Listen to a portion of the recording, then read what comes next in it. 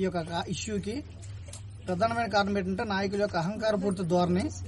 ఈ యొక్క ఉద్యోగులు అనేవాళ్ళు వాళ్ళ కిందన పనిచేస్తున్నారు అనుకోవడం వల్ల ఆ యొక్క దృక్పథంతో వచ్చిన వ్యాఖ్యలు ఇవి. వీటిని ఈ యొక్క పంచాయతీ కార్యదర్శులతో కొరకే కాదు, మొత్తం సచివాలయ సిబ్బంది లేదా ఇతర ఉద్యోగులందరం కూడా తీవ్రంగా ఖండించాల్సిన విషయం ఇది.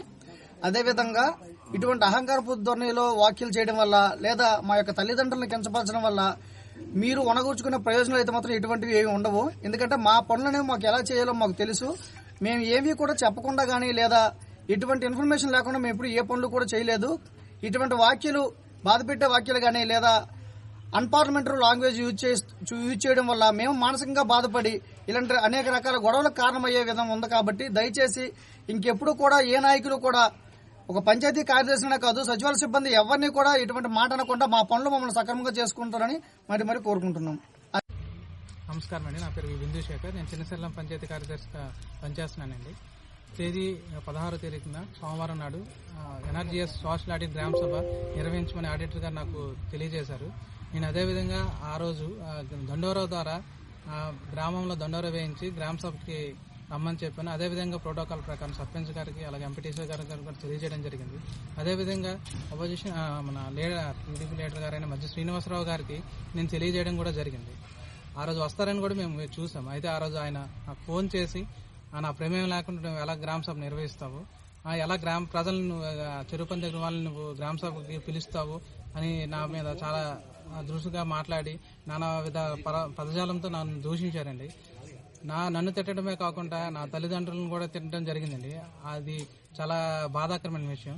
నేను ఎంతో చెల్లం గ్రామ పంచాయతీలో ఎంజీఎన్ఆర్ఈజీఏ సోషల్ ఆడిట్ గ్రామ సభలో అక్కడ పనిచేస్తున్న పంచాయతీ కార్యదర్శి వి బిందుశేఖర్పై ఆ గ్రామ పంచాయతీ నివాసి అయిన మధ్య శ్రీనివాసరావు సన్ ఆఫ్ అప్పలనాయుడు అనే వ్యక్తి చరవాణిలో దుర్భాషలాడడం అనేది అది చాలా ఖండించదగ్గ విషయం.